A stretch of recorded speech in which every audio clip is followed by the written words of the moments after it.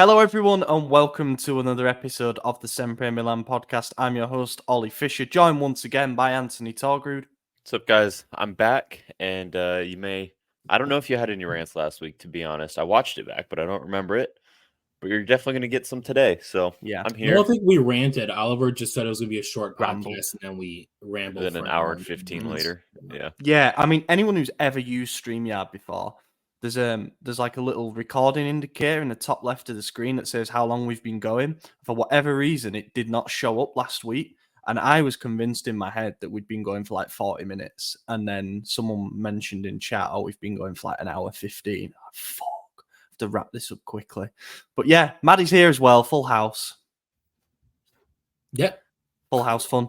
Right then, before we dive into this week's episode, we've got to say, as always, thank you to our Substack founding members, Des Windsor McGlynn, Ali Tareen, Tito, Matt, Moritz Pullman, Joey Gawler, Kemin, MJ, Mats. That list has grown really nicely over the past few weeks. Thank you to everybody who is backing what we do over on the Substack. We're ramping up the bonus content that we're putting out, not just podcasts, but in-depth written articles and various different features, opinion columns, interviews, that kind of thing. That's the place where we're going to be putting a lot of our bonus content. So go and check it out. If you haven't already, you can try 7 days for free as well. So you get a full week to see the kind of stuff that we're putting out. And thank you to those who have supported us already. Okay. We got a game to recap, 2 games to preview. I've got a feeling this week's episode is going to be probably dominated by the game that we've got to recap, which occurred last night at San Siro. We're back after the international break. We played Juventus at home. As we mentioned in the preview bit last week, we've had a good sort of resurgence against them. It used to be a very one-sided fixture. We had a run where we won like 1 in 18 games against them in the banter era, but we did the double over them last season, and I think the general consensus going into this game was that we are the better side and the side that are more likely, all things equal, to challenge for the title this season. Now, I don't want to be one of them fans that like completely writes off the legitimacy of a result. Like, you know, I'm not a big fan. I'm not a big sympathist with those fans who say, oh, that result doesn't count. You know, like they just put it to one side and like try and move on. But that's honestly where I'm at with this one. Like, I'm almost in denial about it. I just feel like it didn't tell us anything, this game in particular. We normally go through games chronologically and talk about the key incidents that happened. I don't see the point in doing that because this game was obviously massively conditioned by the red card that occurred in the 40th minute when Malik Chow brought down Moise Kean as he was going through on goal, or at least he'd got in behind him and he was the last man. And then Juve won with a deflected shot in the sort of midway through the second half from Manuel Locatelli that probably looks like it's going to be an own goal. Like it was a huge deflection that it took. I just found myself a bit deflated after it all. Like it wasn't a good advert for the league. It was a red card. We should start with that probably. Yep. I don't have any complaints with that. I think it was the right call from Mariani. I don't know why he did that. Oh, I do. Mariani had a good game. After that, at this point, Morante hadn't been tested at all. He had zero saves. But yeah, I mean, after that though, I was just like, "Damn, are you a fucking idiot, man?" Like, yeah, 100%. But also, like, have trust in your goalie because going 1-0 down with 11v11 is better than being 0-0 with 1 man down. Or is it? Of course. You always want to ended up losing all your players. A wild deflection. Yeah, which to me says, I mean, look, if you look back at that game, and I even heard it on Morning Footy this morning, I was watching that. They even said, like, if you didn't know Milan was a man down, you wouldn't have been able to tell, right, even though we lost, you know? Yeah. And I think that speaks volumes for how much better of a team we are than this specific Juventus side.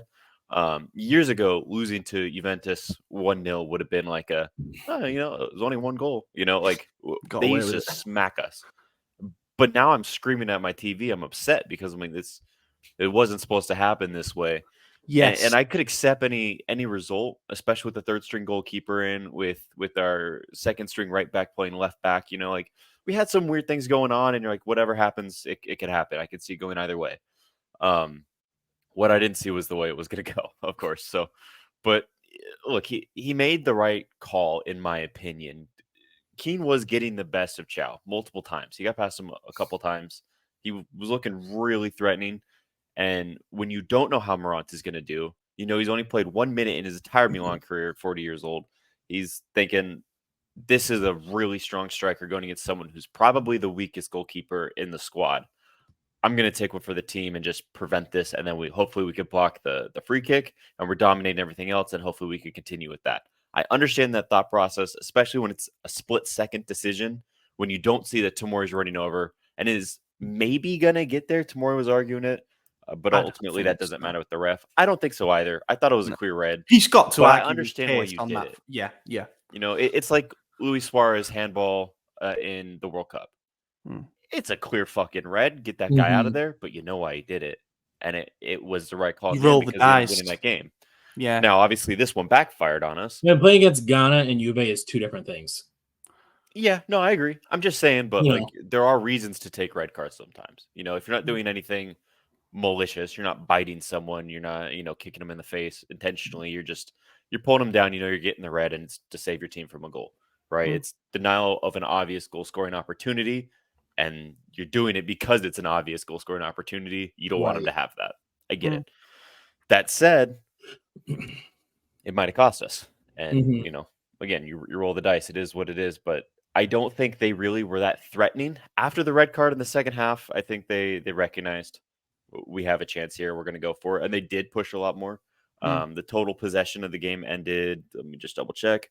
We had 52% of their 48. Well, going into halftime, we had 68%. So that tells you how much of the second half they dominated. But even then, I mean, they didn't really to still finish with more possession despite playing for, including added time, 58 minutes a man down is.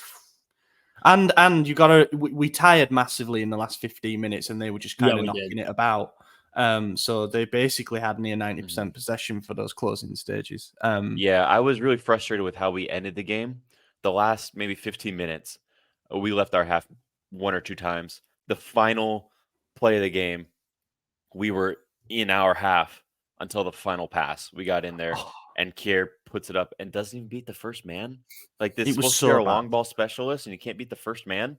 It's like we waited specifically until there were we passing it around the back, waited until there were 5 seconds left of added time. And in Italy, they don't factor in how long the ball hasn't been in play in added time. They will blow bang on 6 minutes. Like, they're not playing an extra 30 for the time that the ball was out of play. They will blow on 6 minutes. So you see that you've not got long left, dicking about with it, and then when you try fire it long, as you say, it didn't beat the first man. That was a little bit infuriating, but I think the lads were tired. They were struggling by that point.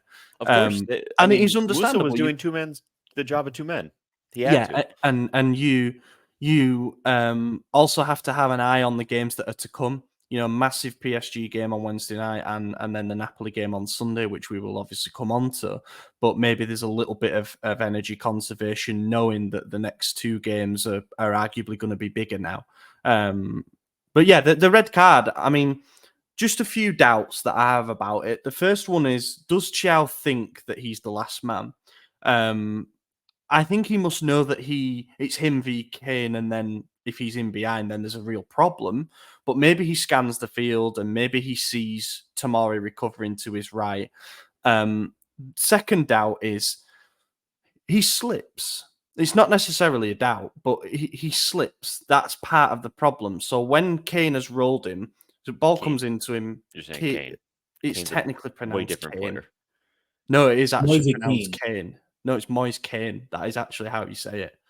I've never heard anyone say Kane. I don't want to trust the you. only person I've ever heard say I that. would say Keane as well, and it was like mentioned on Twitter and stuff like, why are they saying Kane? But apparently the proper pronunciation is Kane. I'll carry on saying Keane then because I feel better with that. Anyway, backheels it round the other side of Thiaw and then rolls him on the other side, and we've seen that move before against Milan defenders, usually in the derby. And as Thiaw grabs a hold of him, he loses his footing, and that's what pulls him to the floor. So it's kind of gravity that does the work, basically. But he also knows what he's doing to not let him just get a clear path through and go. But he also has like a vice grip on the dude's shirt. Like, if you're slipping and you don't want to pull him down, then let go. You could He's let not go, going to yeah, keep you up. absolutely. Or But, maybe he like, just if thinks he he's can. going to hit him regardless and possibly get the red card, then like You might as well just do fucking it. take him out, right? Yeah. And I think he knows that he's got a strong grip on him as well. I'm just saying that Pioli picked it out after the game and said like he is partly unfortunate because he slipped and that's what proper yanked him down rather than it mean maybe debatable contact. And the third doubt is I think Morante is getting to that ball. I have to be honest. Like having watched it over and over again, the broadcast angle rather than the slow-mo angles from behind or whatever, I actually think that Mirante, who is rushing off his line already, he probably gets to that ball first. Or at the very least, it's not an easy one-on-one chance because the keeper's in close proximity. So I think maybe he didn't need to do it. But quick fire, spur of the moment, you've got to make these decisions. Thiaw brought him down. And I haven't seen a single Milan fan arguing on social media or in our comment section saying that it wasn't a red card. So for those people, those fans of other clubs who bitch about us bitching about refereeing decisions, for once, I think we're all in agreement that he got that one right. Mariani refereeing the rest of the game was a little bit suspect. I'll say that. As it First always half, is. he was giving everything their way, and then second half, to even it up, he gave literally everything our way. Let me just look at the yellow cards because there was a ton. I don't remember the amount, but yeah, Juventus the had angle, 4, we had 1, and then obviously the red as well. If Keane was coming straight down the middle of the field, I could see like doing that tactically smart, but he's coming into the box at an angle. Like he'd have to straighten his run up, and then right, and so he's either gonna have to go near post or far post, and hopefully the goalie has the ability to like get big and on the ground, right? So I also think that's and he proved he does at the end of the game. Yeah, and at the end of the first half, he has the trust of his defenders. I mean, Mike will be back on Wednesday, but regardless, it's just, this is a big reason why I hate having big games back to back. Right, we had Roma, then Inter. Obviously, you got to play tougher in those big games. Tomorrow gets a red card against Roma, misses Inter. Then Mike, now we got red cards against Genoa, which is not a big game. We paid a huge price, but that's why we missed him for this game. But now we're going into Napoli again without a starting defender in Thiaw. They're just flipping. Obviously, tomorrow is the more valuable one in my opinion. So I think we should be okay. And I don't think Kalulu looked bad coming back from injury. We should mention that he was pretty good. So happy with Kalulu to start against Napoli, but it's just frustrating having these huge games back to back when those are the games you got to give your all. And if you have to take one for the team, you do it. And, you roll the dice. It's also annoying when there's a big game immediately after an international break because you wait 2 weeks to watch your team play and then you got to come back and watch that bullshit. Like, it's just like as well. So the Roma game was obviously before an international break. Tomorrow gets the red card. So we have the entire international break to prepare for playing Inter without Tomori. So you do that, and obviously we started with Thiaw, Kier, centre-back pairing. It didn't work out. We conceded 5 goals, and we looked absolutely horrendous at the back. And then before the international break, we know Teo's picked up a ban. We know Maignan has got a red card. So we're not going to have those two. And then Sportiello gets injured. That kind of messes up the plans a little bit as well. But you've got Mirante and Florenzi there. And then again, your plans are changed during the game because of a red card that happens in the 40th minute, and you've got to again completely reshuffle the approach after having done it in the build-up to the game anyway. I just don't think it helped. Build-up doesn't even really count because every center back we had available was called up both times. Yeah. So it's not like they really got to adjust with the other player. Obviously, they've played together in training and whatnot, and it's not the most difficult adjustment to make, but still, it is an adjustment that they didn't get to make properly. So I don't know. I have no issues with the way that went. That is what it is. I know we disagreed on this, Ollie, in the chat about taking Pulisic off for Thiaw, or not for Thiaw, but you know what I mean, because of Thiaw.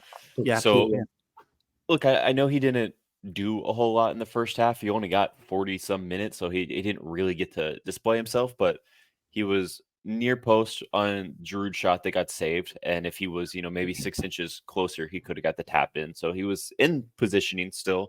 There was a chance where I was screaming about Reinders. This guy's doing my fucking head in. He won't pass the goddamn ball. But again, Reinders had the option to pass to Pulisic, who was wide open. And he looked at him and then turned and then tried to dribble 2 defenders and gets fucking stuffed. And I'm just like, this guy every time. But I think it was not the right move. I want 2 people who are mobile and tactical. Pulisic's best trait is dribbling. look, he wasn't getting the best of Danilo, but he also didn't have a whole lot of time to do that. It's first time going against the person, so give him a bit more than 40 minutes to figure him out. Then you get a guy like Giroud who's up there who's pretty stiff. Yes, he offers you a header in the box, which is what our strategy became, but I'd argue that shouldn't have been our strategy because it doesn't work too often for us and never really has. Leao's a dynamic player. We should let him create and run, and we should do the same with Pulisic because we don't have Thiaw, so we don't have that linkage on the left wing right now. We got our backup right back playing left back, and then on the right side we now have Calabria, whose strength is the overlapping run as well, who doesn't have someone to overlap with because now Pulisic's gone. Then you just got Giroud, who's just going to kind of be standing there. He'll put a little pressure defensively, but not a whole lot else. And then to later take Giroud off and put on Jovic, who is the exact same player but doesn't defend. I mean, that blows my mind. When you got a guy like Okafor, who actually has goals on his name on the bench, not get utilized, who gives you something different. Why would you continue with the same strategy when it's not working with a player in the same profile who's just younger and worse? Like that doesn't make any sense to me at all. It's you Pioli, take off man. our top goal scorer in Pulisic to cover for a missing center back, and then you take off our other top goal scorer, who same goals but more penalties, in Giroud for a guy who does the exact same thing but obviously worse with 0 goals, leaving a guy who gives you a different profile with goals on the bench. I don't know. It drives me fucking insane. And I think Adley looked like shit. I think Krunic was awful. I wanted Krunic back so bad, and he clearly wasn't ready. He wasn't at the match fitness. I'm not going to slate him too much because of that, because he's missed a month. And that's a tough game to come back in, a man down that late into the game as well. But my God, he was not ready. Mentally, physically, everything. His game was off. He made so many mistakes, so many passes to Juve players. Like, not even bad passes, on the just edge straight of up the to box. Juve players. Isn't that the Krunic that we're used to, though? It is. But it's no, not it's the Krunic we not started this the season with. though. No, Exactly, yeah. It's been like, what, 6-7 games? He played like 4 games well. Like, we all knew that this was going to happen. There was a moment towards the end of the game. He was not going to be like the not world beater, but like the player he was the first 4 games for the entire season. There was a moment towards the end of the game where Musa gets the ball in our own box, right on the edge towards the center, and he gets challenged, and he starts limping, and he drops down. There's no whistle. We know there's no whistle. The ball's been passed 3 or 4 times. The ref was right there. And the man that Krunic should be covering has the ball. And Krunic is instead saying, hey, are we going to go back to this? Like almost playing dumb, like you do in a pickup game. He wanted him to kick the ball out of play because Musa had cramp. They're not kicking the ball out for cramp. I agree. Yeah. Play on. I completely agree. Like, what are you doing? Yeah. And he's a professional. He's over 30. He knows how to do it. You're giving yourself a built-in excuse like you would in a pickup soccer game that you're just getting your ass beat. You're like, oh, I was trying to stop the play. I wasn't covering him. Someone's hurt. And the ball's getting passed around all on his side. No one else is there because we had to take Pulisic off. And we're doing nothing. And then they get a cross in, and thank God Morata made a double save on Vlahovic. But it's like, that was one of the worst performances I've seen from him ever. Yeah, it was bad. I'm going to give him the benefit of the doubt and say that he wasn't 100%. And also, it's quite a tough game. It's a tough situation to come into, because we're a man down and a goal down. So, like, are we supposed to be sort of not taking too many risks, or are we really going to try and get an equaliser? It can be tough as a defensive midfielder in that situation. On the attacking change that was made, what I found really strange, because I thought we should have brought Okafor on over Jovic as well. Firstly, because he's actually scored goals, and secondly, because he would have given us a bit of pace, bit of movement, a bit of fluidity, something that we were clearly lacking. We had someone on the field already that could do that, but he was taken off. Well, then Pioli said after the game that Okafor wasn't 100% and he hadn't done some of the training sessions in the week prior with the rest of the team. So why name him on the bench if you didn't think that he could play any part in the game? And secondly, Krunic clearly wasn't 100%, and yet you were happy to call upon him in a similarly difficult situation. So that didn't make any sense to me. Since we disagreed about it last night, I can now see the other side to it, and I could see a situation where it would have worked better to bring Giroud off, which he was never going to do, let's be honest. It was the most obvious change in the world, wasn't it? Like keeping Giroud on and bringing Pulisic off. But I could see a situation working better where Pulisic played almost in behind Thiaw roaming, but more over to the right side, and Thiaw actually took up a role as a centre forward. As people might say, yeah, but then what about the dribbling? He was having success down the left. We're not going to get many one-on-one situations anymore when we're a man down. So if you instead replace the centre forward who's static with somebody who can actually run off the shoulder and create problems on the break, someone who's going to be in the box more and going to get on the end of crosses more, I think that might have created more danger. And Pulisic would have been probably the man to exploit that better with his creativity on the right. But at the time, I did think it was the more logical substitution to take off Pulisic, who hadn't done anything in the game up to that point, whereas Giroud had that shot that was well saved. So I think Pioli just went with what he thought was the more confident pairing at that time. But it's splitting hairs because the game after that was just not good. It was not a good advert for Serie A, I'm afraid. You've got this being billed as sort of a big game with Scudetto ramifications. I'm not just salty because we lost it either. I just think it showed everything that we thought about the two teams. Us being on top, but unfortunately unable to take our chances in the first 40 minutes. We didn't actually create many major chances, but the one that we had was saved. And then Juventus, from going from defensive mode to not knowing how to force the game, to scoring a lucky goal, to seeing out a 1-0, exactly how Max Allegri teams do. You had Allegri being an absolute idiot on the sidelines, ripping off his suit jacket and shit.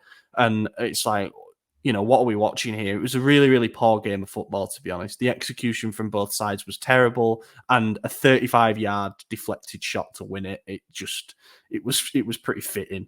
No, but I think that could have all changed if Pioli made different subs. Oh, you're on mute, I think. Yeah, you're on mute. Oh, unless the headset's died. No, I was. There we go. In my rage, I must have hit it. Last season, he tried Thiaw as striker. It didn't work, right? But now we have two wingers that are dynamic, right? You have Giroud, who's just a post in the midfield who does not move at all. And you bring on Jovic, and it's funny. You called the Pulisic sub, and Isaac called the Jovic sub, and it's just so predictable what he's doing. Yeah. And we have players that can be so dynamic, but he goes towards the same players every single time. Mm-hmm. Yeah, when you look at teams that have two strikers, they don't have a dude that's just standing there and then one striker that's moving around. Like, they're both moving around so they can create stuff and play off each other. You look at Lautaro and Thuram, they're moving everywhere. They're doing great. That's why it works. So when we're forced to go to a two-striker formation because of the red card, you would think, look, we know Leao's not the best playing as a striker, but he's a winger and he's fast, he's dynamic, he's the best player on our team. Pulisic has similar characteristics. He can move around. We know Giroud can't, and he's not fast enough to even make those link-up plays. It works having Giroud in the starting 11 because we have all the people around him. He could do those flicks to everyone who are already making the runs. It's a nice central point. But when you have to be the focal point of the attack in a two-striker formation, you can't be standing around because you only have one guy making run. So you just need one guy to cover him, and then he's shut down. So if you have the two, even if you take off Pulisic, you have to bring on Okafor then, because at least he's used to playing in a two-striker formation.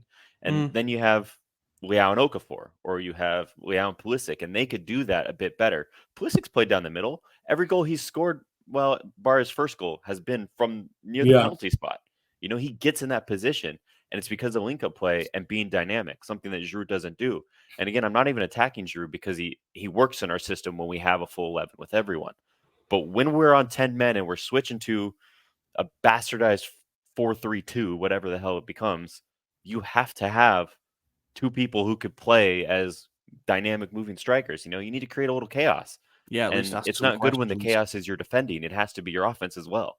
So it was frustrating. And also, Giroud's 37. We've got to manage his minutes. Is it really a good idea to keep him out there for another 30 minutes, a man down, chasing shadows, jumping for aimless aerial duels? Like, Jovic came on, and he didn't do anything really. Let's be honest. But the one thing I will give him credit for is every ball that was lumped up to him, he went up for. He didn't win many of them, but he occupied someone, he at least dragged the defender out with him, and he gave us not an out ball, but there was something to aim at. Whereas with Giroud, you just don't even get that. He's so not up for the battle anymore. I praise him for what he does when we're not in possession. Like, I think that he runs, he presses, he closes down the channels pretty well.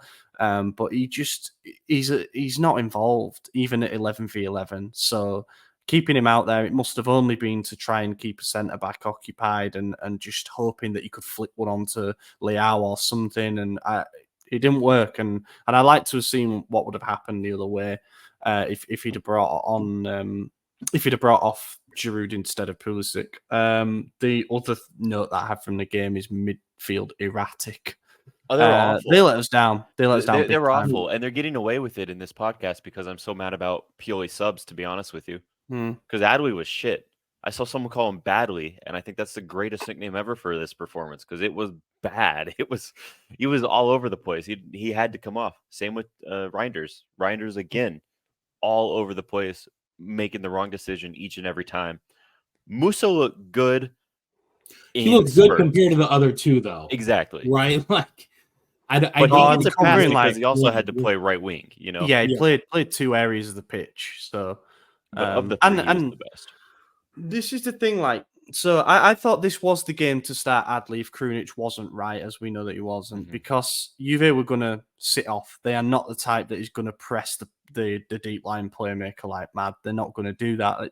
It's not Allegri's way. So I thought he might have the time and the space. And he kind of had that in the opening 30 minutes. He was getting on the ball a fair bit. The centre-backs were splitting and he was trying to do things. But you just realise in certain situations, particularly when we have to defend, how slow he is and like how clumsy he can be as well. Not even clumsy like Pobega running into people and stuff. Like sort of ambling about and not even really getting stuck in. He had a couple of moments where I thought that's good play, well done, Adley, and then you think he'll gain in confidence from there. I know the red card didn't help anybody, especially a defensive midfielder who's now more exposed than he was before. But him, Reinders, I'm afraid it's another big game where he's gone missing. We can't have that. Like, we're playing a midfield three. We need at least two of the three to be good, to be honest. Ideally, all three, because if all three of them come off, and that includes Loftus-Cheek, who will hopefully be back from injury soon, if all three of them come off, we've got a really good chance in any game against any opponent because they're a perfect blend. But Reinders, I will say the starting three in the midfield, I mean, it picked itself, right? I don't think Pioli made any mistakes choosing the three. It just, for whatever reason, did not work out today. I mean, they're all new. Yeah. You know, they were, yeah. So, like, we're sitting here like they sucked, but, like, also this is the first time that they've all played Juve, right? Like, there's going to be growing pains. Yeah. And unfortunately, Pioli made shitty subs. Thiaw got a red card. Like, there was a lot of pressure put on this midfield in this game, and they couldn't handle the pressure. But, like, you know, later on in the season, they might be able to. But also, we need to remember as well that we were not dominated at any point, barring when we were chasing the game. And even then, it wasn't dominated like they were getting chance after chance. No. Mirante made a couple of good saves, but I felt that we had complete control in this game until the red card happened. And even then, up until 55 minutes, we started the second half better. It was us that was looking for the goal. Like, that is crazy, but that's Juve. They're going to sit off and they're going to try and hit you at the other end. They don't really know how to come on to you and to try and force it. And there was a stat, and I don't know which commentator said it, but one of the guys on Paramount, it wasn't Bonetti, it was whoever his partner was, and I can't remember who it was, but he had said that Juventus sit 14th deepest in the league for defense, which is typically on par with, you know, relegation sides or like 15th through 16th place or 15th through 17th place. Those teams sit that far back. That's how far deep they're defending the whole time. And it really is the ugliest football you'll ever watch. As we saw how terrible that game was. The team in first and in third playing like that. Like it just, they were comfortable and always have been with Allegri. That's even the Juve fans' criticism of him, that they're comfortable to just sit back and wait and wait and wait and wait until one thing happens in their favor, and then they turn it on and go. And a part of me actually respects it because it obviously works, right? They got the win, and they're in third place. We've gotten a lot of wins this season doing exactly that. It's the same thing that Mourinho has perfected. He's starting to get figured out now as well, but it does work. It's just really frustrating and ugly to watch, but it gives us a ton of possession. It gives us the opportunity to create. So as long as we keep the people on who could dribble and create chances, then we could create a chance. But Pioli. One of the Italian media outlets, I can't remember which one it was, said that essentially Allegri bought a scratch card, which I thought was a good way of putting it. Like, they went there with nothing to really lose, but you're going to get lucky, or he was hoping that Juve were going to get lucky, like the right situation would occur that they could take. Maybe they take, the one big chance that they make, or maybe they get a man advantage as they did. Also, I think his original game plan was to take it level like 65 minutes, and then he was probably going to throw Vlahovic and Chiesa on off the bench, the two main difference makers that they have, and that was going to be their roll of the dice. In the end, didn't really need to do that, although Vlahovic did come on in the second half and then Chiesa later on. But yeah, that's just them. That's just them. They're going to play a very, very low risk game and hope that they get the rubber and that degree fucking goal in most too. situations. They didn't create anything with that goal. That was just a wonder shot out of nowhere. They said, "Fuck it, let's have it." And Morata was getting to it, if not for the deflection. Yeah, he was. It is It what was going, it is. I'm sure it was going wide still. It looked like it was going wide to me, but tell Locatelli to fuck off.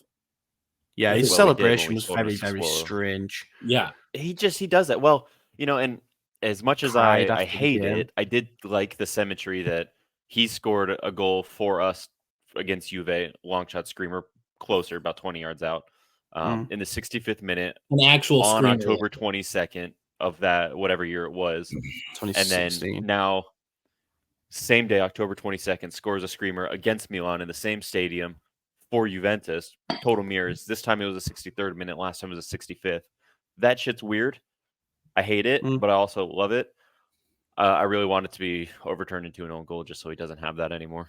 Yes, me too. And crying at the end of the game. I mean, you've gone third. Well done. Like, well, he probably had never mind. I was gonna say he probably had a bet. Yeah, but yeah, there we go.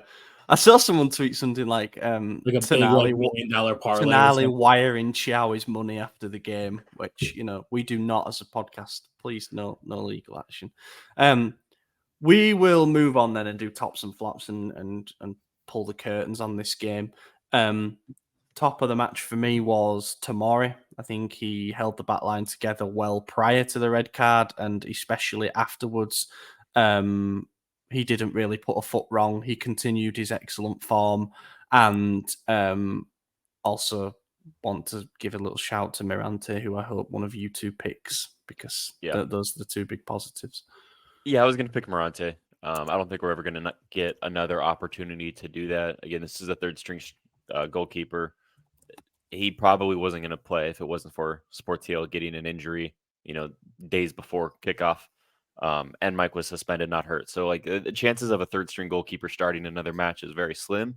And I think he did very well. I think he could probably still be starting for a lower half team in the league. So really impressed with him. He's going to get my top. Flop's going to be Krunic. I don't care that he only played 30 minutes. That shit was disgusting. I don't want to see it anymore. Goalie, as everything that AJ just said. Flop is Pioli for his disastrous subs. Glad you picked him. I wanted to, but I also wanted to yell at Krunic more. I've got to go Thiaw with the red card, unfortunately. I feel for him because he's a young defender, he's still learning the ropes. And another thing that's been picked out today in the media, we do play a high line and we do embrace having one-on-one situations all over at the back. And that can have its positives and its negatives. But when you're playing a top side, as we found with Lautaro and Thuram earlier this season, and you're going one-on-one, if you lose even one of those battles, it can be fatal. And unfortunately, Thiaw got spun by his man, brought him down, red card, and that conditioned the outcome of the game. I know that there'll be Juve fans who are like, oh, Milan weren't even doing anything up until that moment. That's not the point. You're missing the point. It did condition the outcome of the game because we were totally in control before that. And in the second half, if we hadn't found a way, we could afford to take more risks at 11v11. And I think even Juve fans would acknowledge that if it wasn't for that red card, we'd have probably found a way. If not, it'd have been 0-0, which would not have been disastrous for us either. So yeah, Thiaw, unlucky. One thing I want to read out before we move on. We now have the most red cards of any team in Serie A so far this season, 3 in our first 9 games, and the most total cards of any team, 25 in total. Disciplinary problem. Discipline's a problem. You've got to keep your men on the field and your best men out there in the starting lineup if you're going to win games consistently. And unfortunately, we paid for the absences this time, and obviously the red card. I do agree with everything you said about the red card, but I also disagree that it dictated the outcome of the game. Obviously, it did, but I don't think that was the sole deciding factor. I think more so Pioli subs, because I think there was still plenty of time in the game, and the fact that they only scored a 35-yard deflected screamer that no normal player's taking anyways shows that we still were defensively sound going into the game with 10 men minus a defender. So I don't know. I agree with everything you said, but at the same time, I don't, if that makes sense at all. Well, you said it in the first words. You said it didn't influence the outcome of the game, but it did. So there we go. Let's move on then to the Champions League game against Paris Saint-Germain.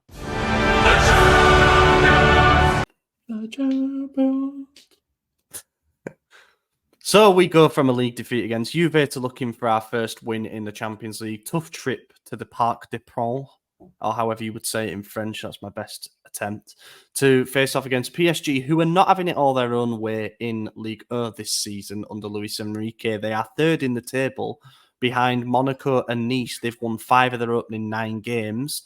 They've scored 20 goals and let in 7. They won 3-0 at the weekend and Mbappe scored. So they're coming into this arguably in a little bit better form than what we are. But in the Champions League, bit of a mixed bag for them already so far. They beat Dortmund 2-0 at home in the first game of the group stages. Then they got spanked 4-1 by Newcastle at St James's Park in the second. And that's the result that's kind of thrown the game wide open once again.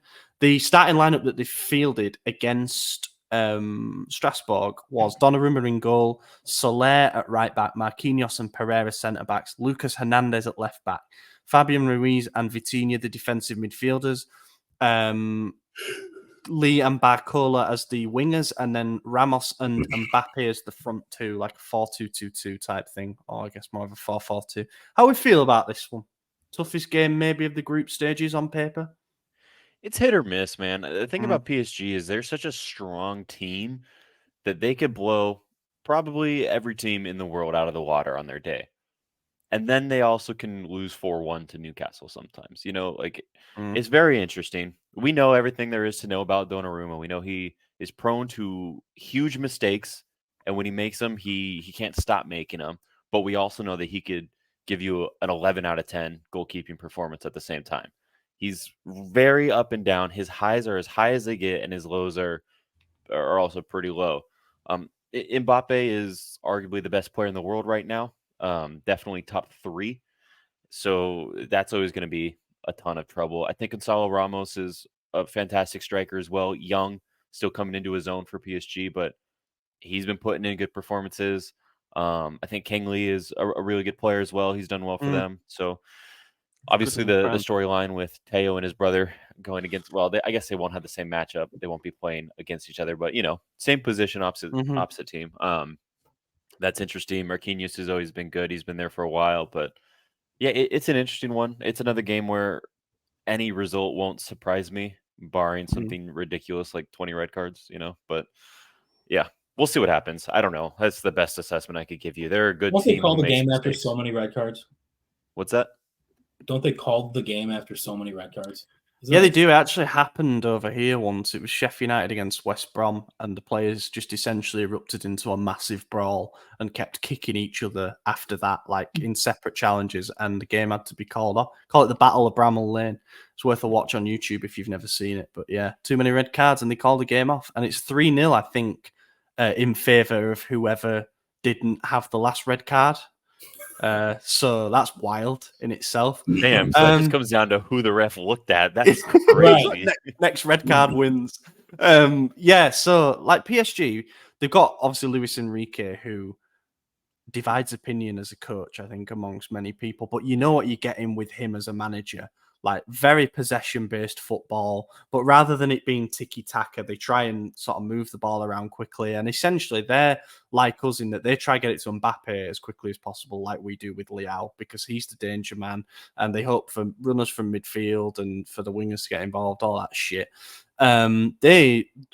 Their results this season are quite funny. Like they drew 0-0 at home to Lorient first game of the season, drew with Toulouse, then they beat Lens and they hammered Lyon, and then they lost at home to Nice, and then they hammered Marseille, and then they drew with Clermont Foot, whoever they are.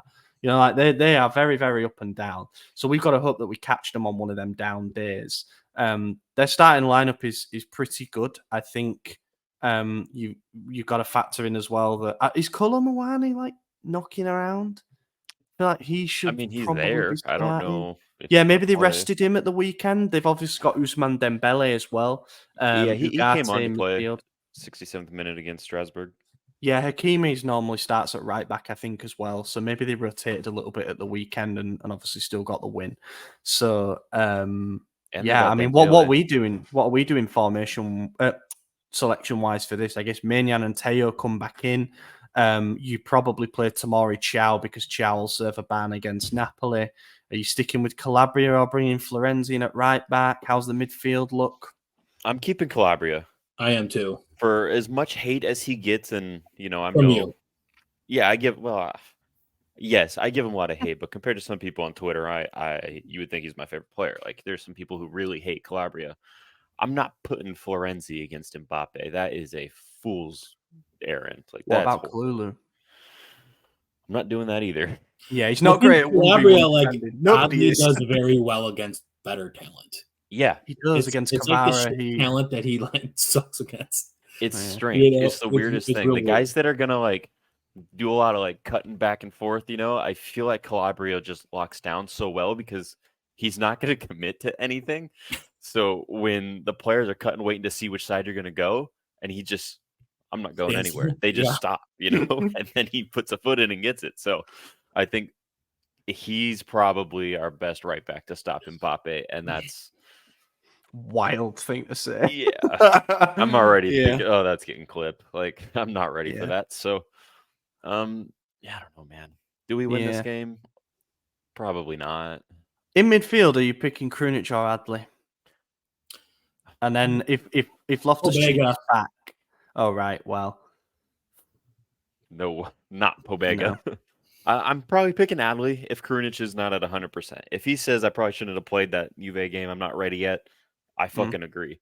And I thought Adley looked bad, but no, if he said that, yeah, I was like, damn, fuck me. Yeah, I don't know. That's risky. If he says I'm ready, I know I fucked up, and I'm gonna do a lot better. I'm putting everything in. Then okay, maybe, but we know Pioli's gonna do it, right? As long as Krunic says he's 100%, then Pioli plays him. So I think Krunic starts. I'm not saying I would do that, but I think Krunic starts.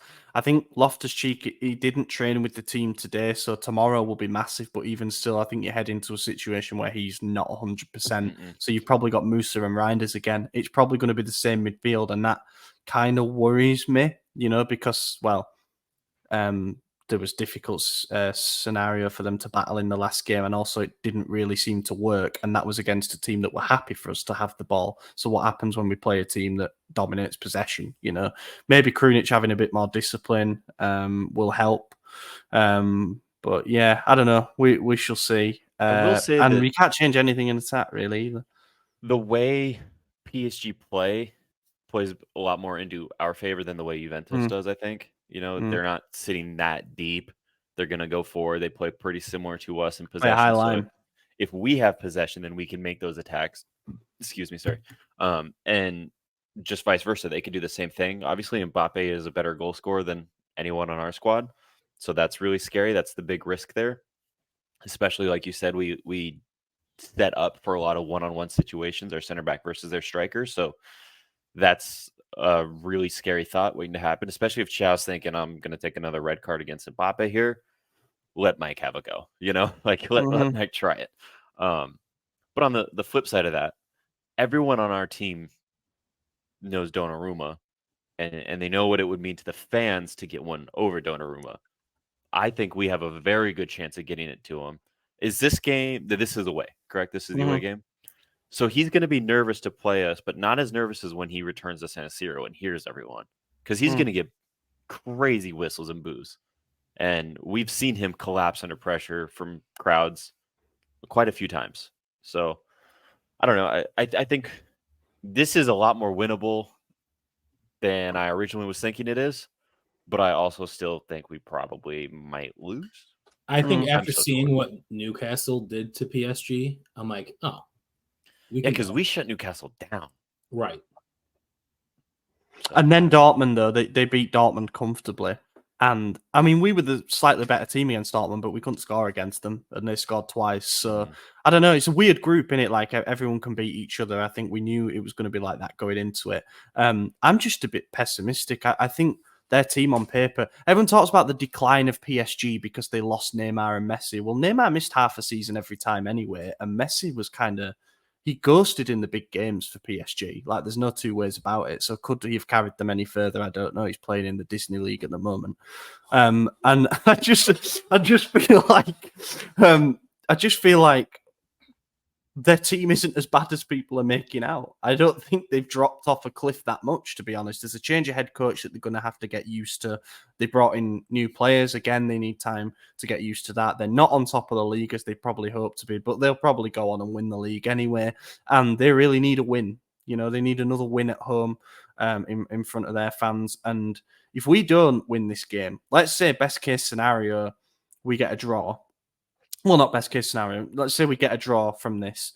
Then we're on 3 points after 3 games. And all of a sudden you're looking at having to win 2 of your last 3. And, you know, you think Dortmund and PSG at home you can target, but you don't want them to be the must-win games. And then you don't want to take it down to that last game away against Newcastle because we saw what it did to PSG to play in that atmosphere. So, yeah, it's a tough one, this. It's a tough one. And I'm erring on the pessimistic side, and I think we might lose 2-1.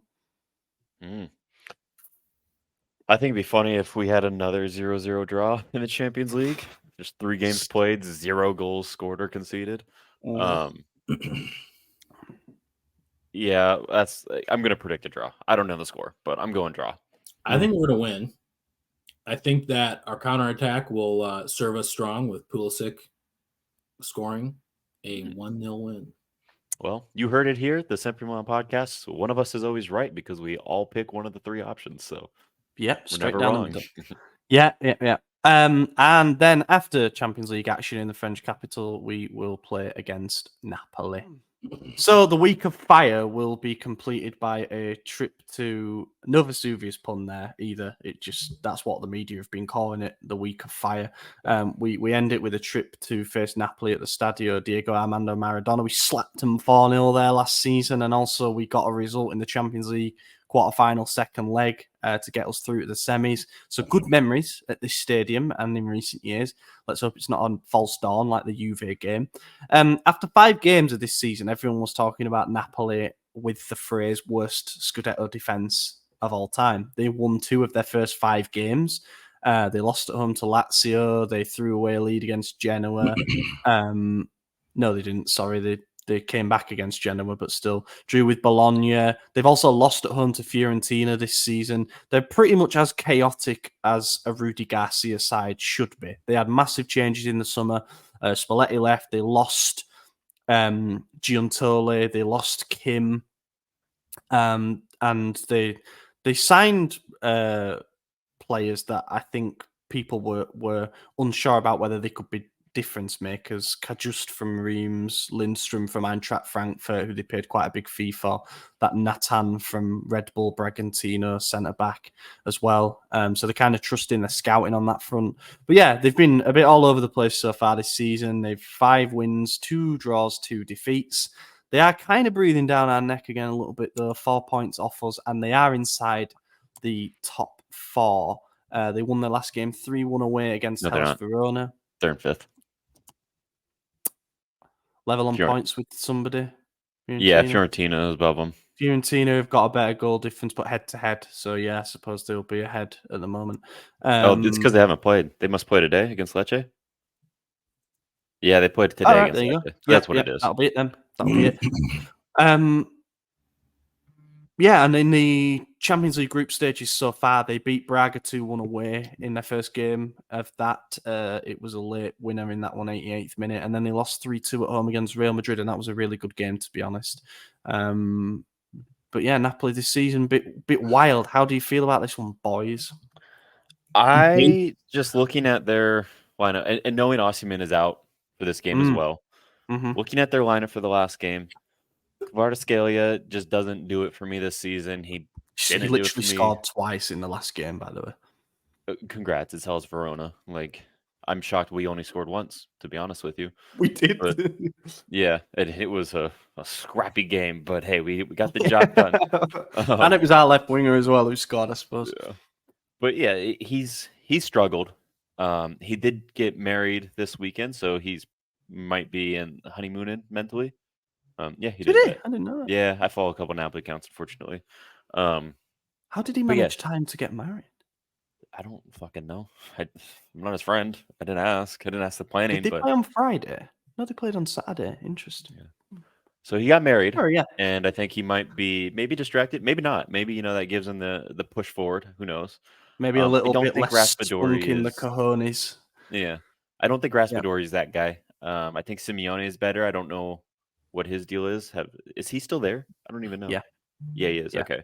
So they've got 3 strikers who would do a job for us. 100%. Their strikers are better than ours. Let's be real, they are. But Politano, he had a man of the match performance against Hellas Verona, but again, it's just Verona, and I don't think Politano's that guy either. I think Thiaw shuts him down. We know Calabria shuts down Kvaratskhelia every single time. Our center back pairing of Tomori and probably Kalulu for this game, since Thiaw's obviously suspended, can shut down Raspadori or Simeone. You just know it's going to be Kia, by the way, because of he had a couple of good games against them last season. Fuck me off. I hate that. It's true. Yeah, I don't think their team's that good anymore. I think they've downgraded. Their defense isn't strong. We know that by the goals they're conceding, by the games they're losing, by the fact they lost Kim. Maybe it's Rudy Garcia's game plan compared to Spalletti, but their defense hasn't been on lock. Merritt has not been in, PED abusing form like he was last season. I'm not saying he was. I'm just saying he was playing like he was. Hey, Papu Gomez, though. Gomez did. Your concerns. Your concerns of years past ended up being true. Yeah, well, I wish I wasn't. But no, they got a lot of injuries. Which is Ingis is out. Yeah, he's big. Juan Jesus is out. That's a big one. I think he's actually pretty solid for them. So this is a winnable game for us. It just comes down to how tired we are after PSG, I think, because they're playing Union Berlin, as you saw live. Not a good side. So anything. Yeah, one of the worst teams I've ever seen live, to be honest. But I think they'll give him a good game, though, because what they are is they run about a lot. So I hope they make life difficult for Napoli as they did for Real Madrid, who needed a last-minute winner to beat them. But yeah, you're right. I don't think he just hasn't got the same collective tune out of this team as Spalletti did yet. And I don't think he is going to. There was even talk, De Laurentiis said in a public interview that, see how results go, we can sack Garcia if we want. If things don't improve, that's not what you want when you're. Well, he publicly over the international break said he was trying to sign Conte the whole time until Conte said no. And then after this win against Verona, he said, the team won thanks to my instruction, not Garcia's. Dickhead. Which is weird. He's like full Berlusconi. Publicly that is full Berlusconi for sure. Yeah. It's crazy, but whatever. Let them. We can't do much in terms of prediction of the team for this because as this happens when we preview the second game, we don't know what's going to happen in selection for PSG and any injuries that might pop up. Hopefully not, but hopefully some recoveries and whatnot. So we'll just do a prediction. I fancy this to be a high scoring one. I think this is two teams that will have a real go at each other. It ain't going to be a chess battle because neither manager knows how to do that. So I think we'll just go at each other. Both teams will look for opportunities on the break, and why not a 3-2 win for us?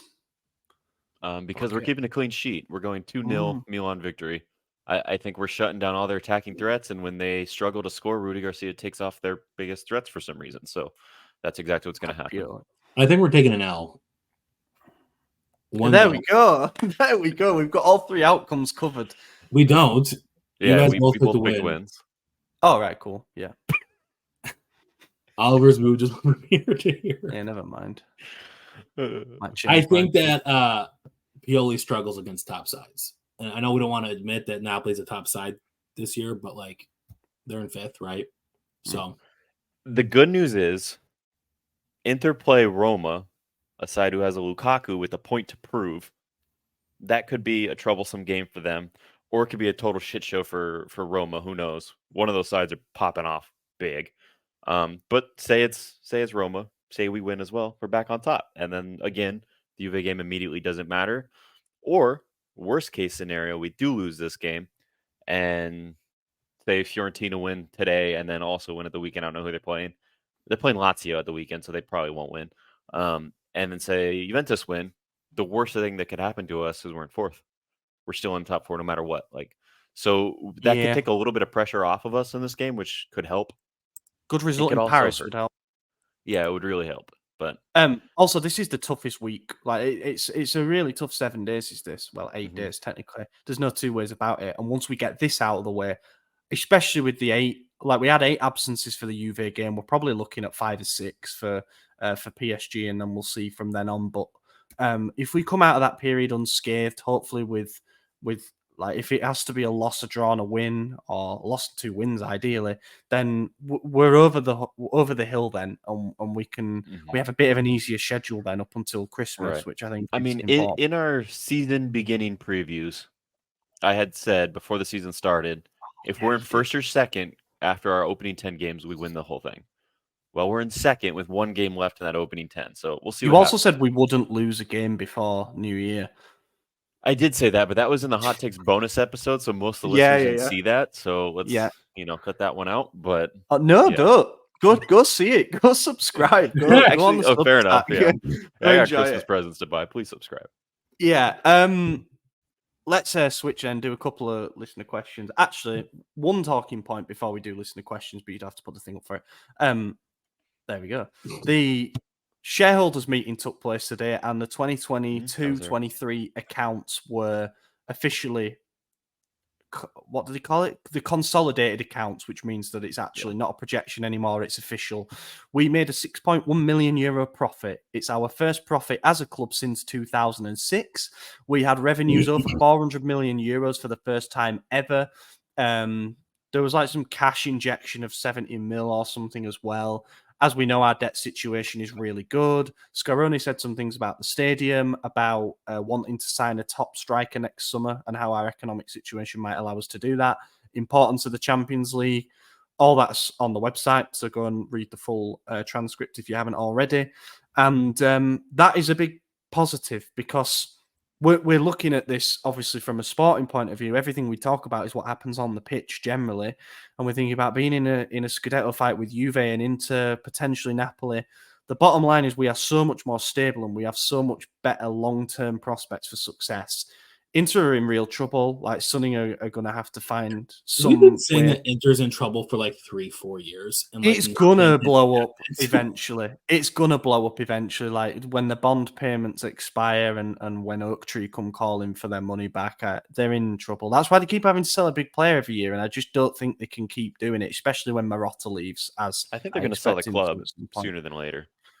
Yeah, well, it's a tough one because sell players to pay off debt before they sell the club. Yeah, it's a tough one because of the debt situation. You know, whoever wants to buy the club has to pay X amount more to clear all the debts, or alternatively, they will not asset strip, but they'll sell off assets to bridge the gap, and that can be difficult. It's going to be exactly how Elliott acquired us. Oaktree's going to take over Inter because they're going to not be able to pay back their shit, and then Oaktree's going to sell off some players and either do what Elliott did and flip it around, or they're just going to strip everything down and then sell it again for a slight profit and get out.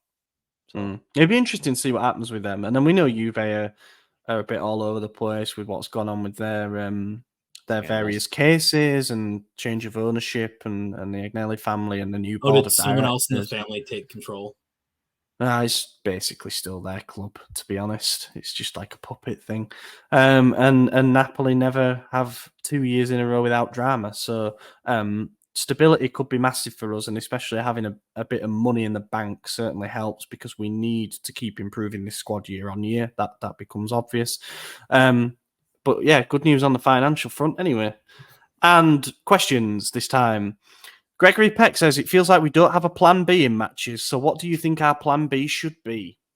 We don't have a plan B because our manager is not smart enough to have one. If we have a new manager, we'll have a plan B. That should be our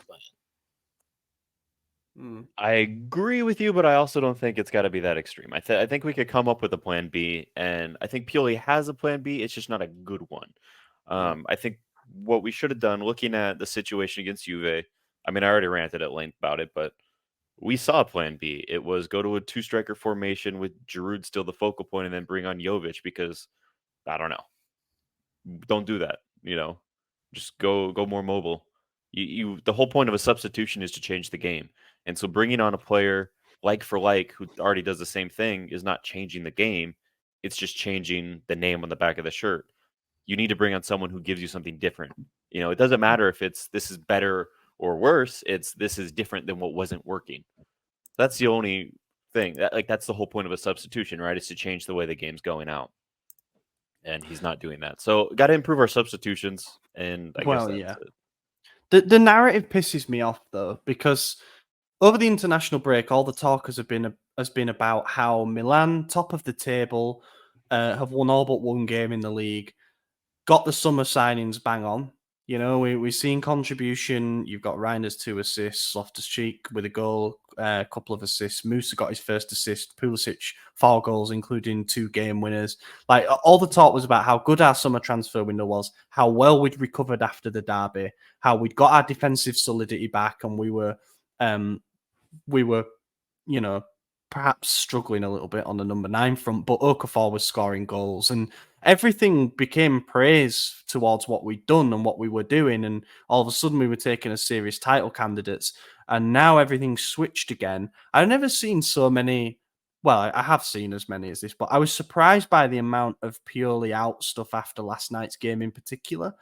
It's that's the game that you want to prove your point in. Yeah, some of us very frustrated with the substitutions that he made, but ultimately he was let down by one of his players in a big moment in the game. I think what annoys me, I apologize for interrupting your rant, but he's not making smart substitutions. And that's part of the reason why I don't want Pioli at the helm of the club. And this is not the first time that we've seen him do it. He is playing players that he likes over players that we need, right? Keeping, we all know that he loves Giroud, right? He leaves him in. Krunic, in. Jovic, in.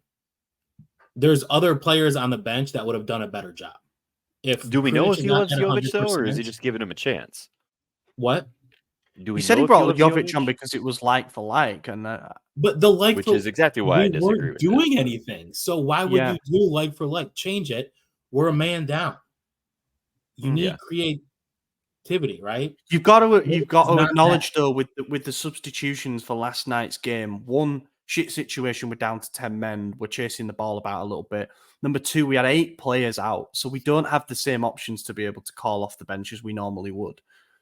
So it's not a normal game in that sense. If you want to pick out other games before that where you think, oh, he got that sub wrong, that's fair enough. I just think last night's game is a really weird one to point at and say that's why he should be sacked. If you want to do it after we get decimated by Inter in the derby again, I totally understand that. If we lose the return derby this season, I will literally just convert fully to Pioli out because you have to prove that you've learned from certain situations. But don't turn around after a 1-0 loss with 10 men to a deflected shot, point the finger at the manager and say, you've got to go after that. We're still It's a snowball effect, though.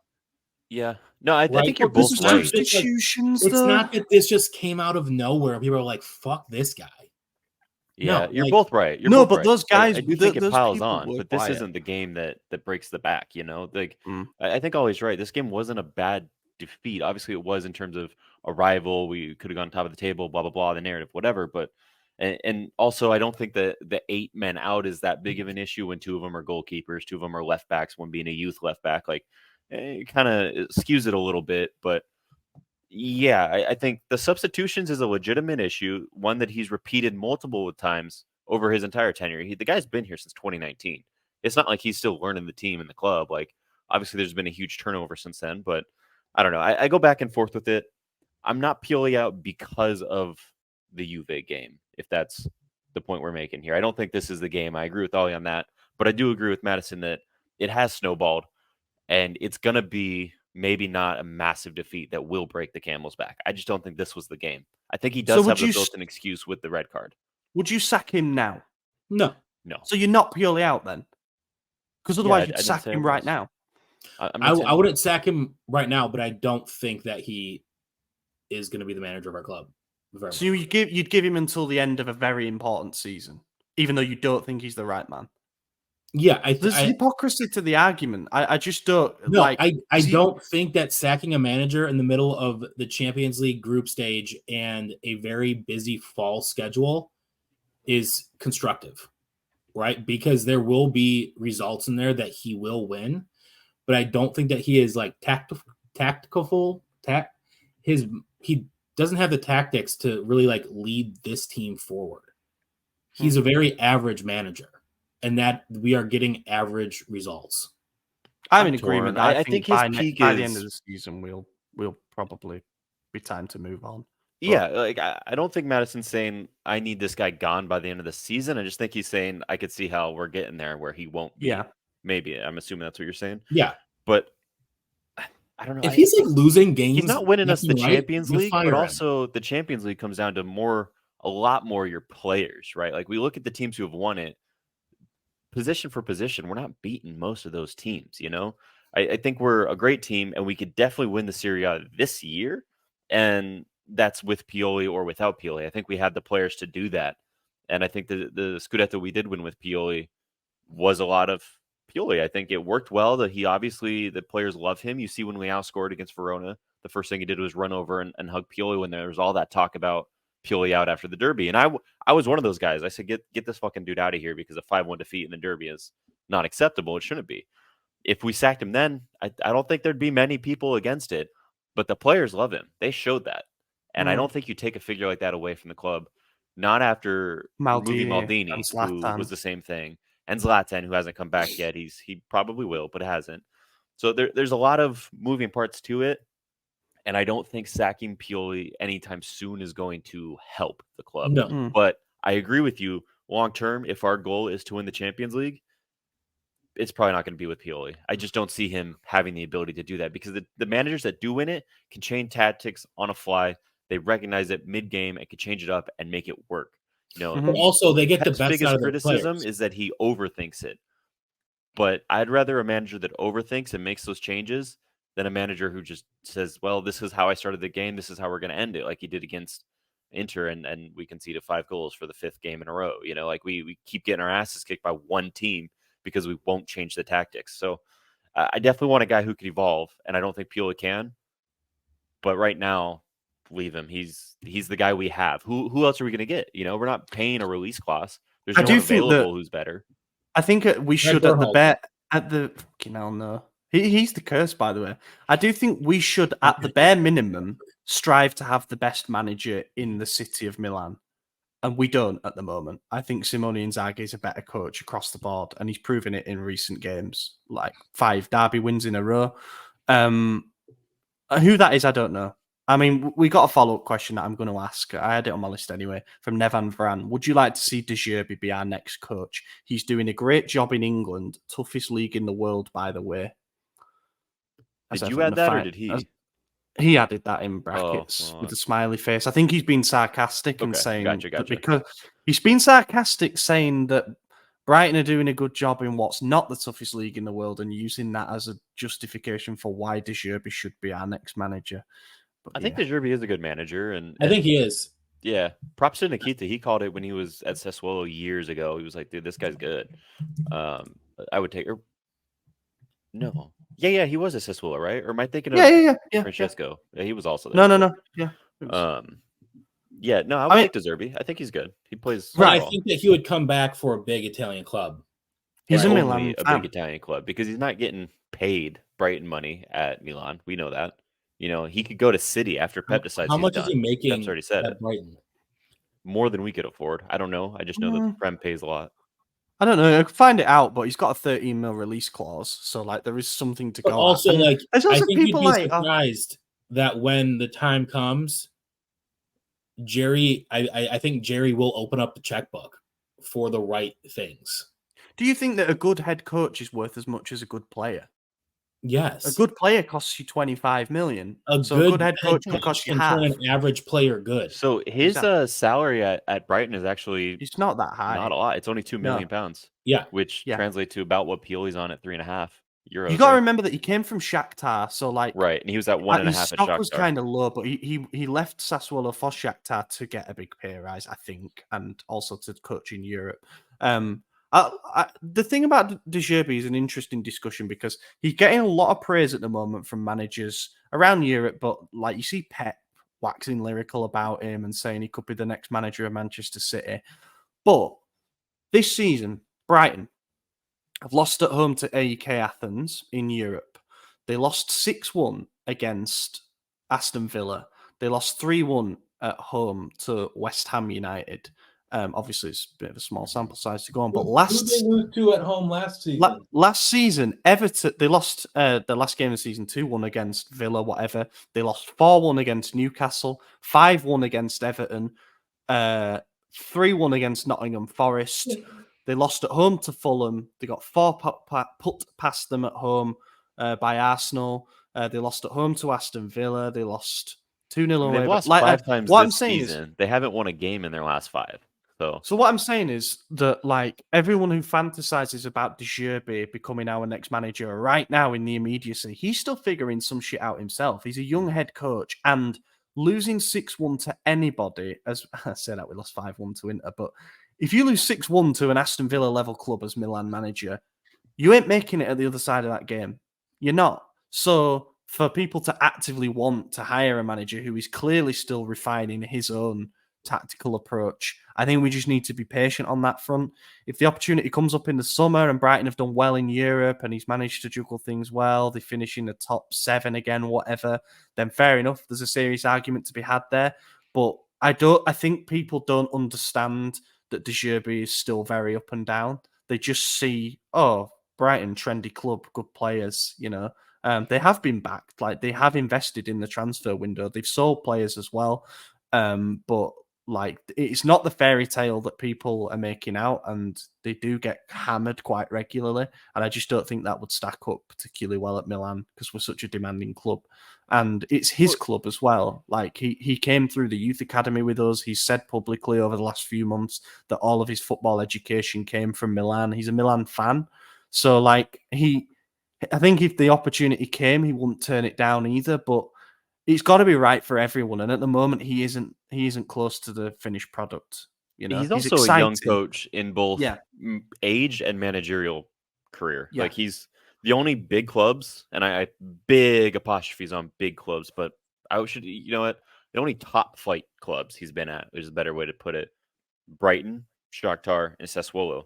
Before that, he was bouncing around Serie B, Serie C with Palermo, Foggia, Benevento, like. He's still new to the game, and against top clubs. He's doing well in the Premier League, and that's huge because it will translate long-term into experience and skill. But is he going to win us a Champions League? Fuck no, I don't think he's there yet. Maybe in 10 years, he'll have so much more experience and be better, but I wouldn't replace Pioli for him today. That can change, though, but today, October 23rd, 2023, no.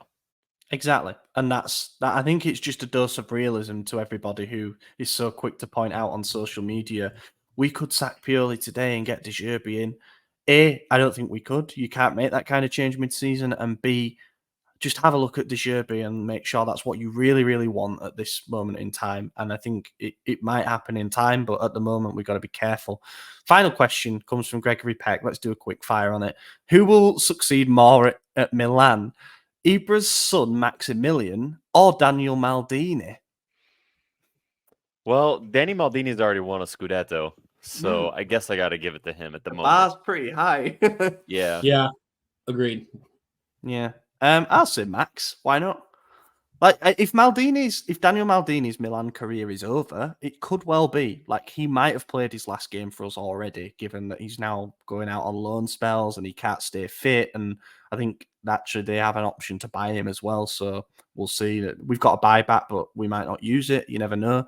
Now with Paolo gone, we don't have that same sentimental attachment, perhaps. But yeah, Max, why not? He's a striker. He's 16. He could start banging him in. I think he has scored this season.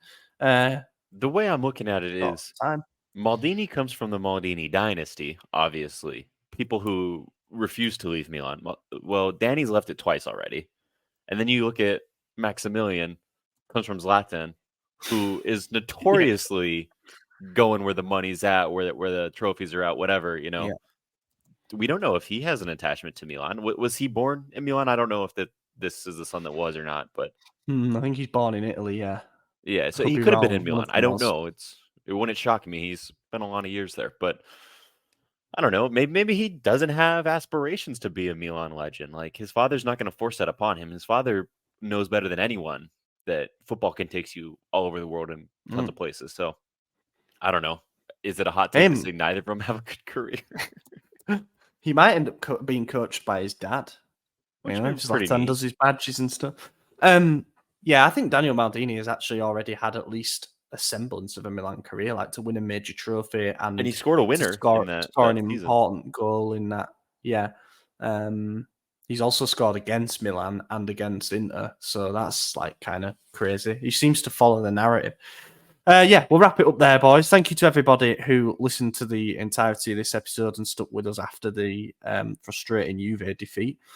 Drop us your thoughts, the lineups you pick for the upcoming 2 games, what you think on the Pioli out debate, and yeah, any other thoughts that you have. I've been your host, Ollie Fisher. Find me on Twitter at Ollie Fisher. HH, join him.